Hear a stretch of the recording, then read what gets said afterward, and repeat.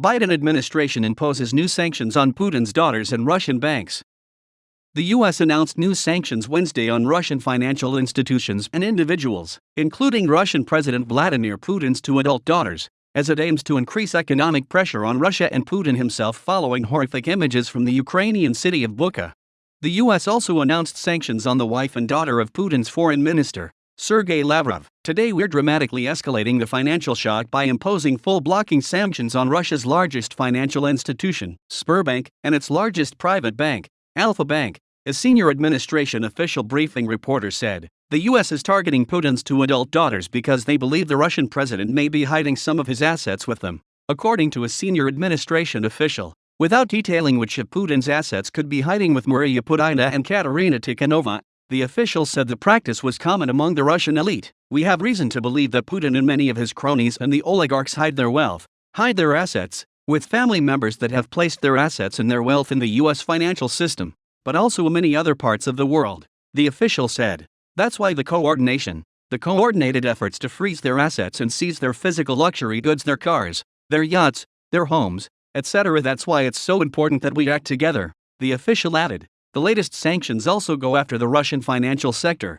a top target for Western governments. Sberbank holds nearly one-third of Russia's total banking sector assets, the official noted, adding that the U.S. has now fully blocked more than two-thirds of the Russian banking sector. The senior official announced a ban on new investment in Russia that will be executed in alignment with the G7 and EU.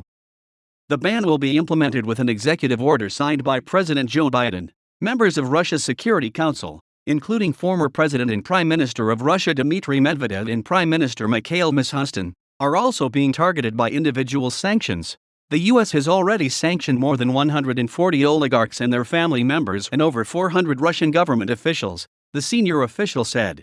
The U.S. will also apply full blocking sanctions on critical major Russian state-owned enterprises, which will be announced by the Department of Treasury on Thursday. The official also noted Tuesday's announcement that the Department of Treasury has blocked Russia from making debt payments with dollars stockpiled at U.S. banks.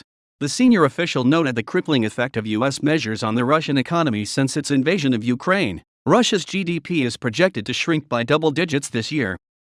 It's now in the process of being isolated as a pariah state. The economic shock this year alone is projected by the IMF, International Monetary Fund, to wipe out the past 15 years of economic gains, the official said. While the U.S. and its allies have imposed the most sweeping sanctions regime targeting a country of the size of Russia in history, officials acknowledge it has done little to shift Putin's calculation. The threat of the sanctions didn't deter the invasion itself, and the piling on of economic penalties hasn't brought Russia any closer to a withdrawal or negotiated settlement since. Pressed about the efficacy of sanctions in ending Putin's war in Ukraine, the senior official sought to underscore the effect they are having on life in Russia and said Putin would eventually have to reckon with his people. Even an autocrat like Putin has a social contract with the Russian people. He took away their freedom in exchange for promising stability, and so he's not giving them stability, the official said. The question really is not so much, what can we do and when will it have an effect? I think it's, what's the end game here for Putin?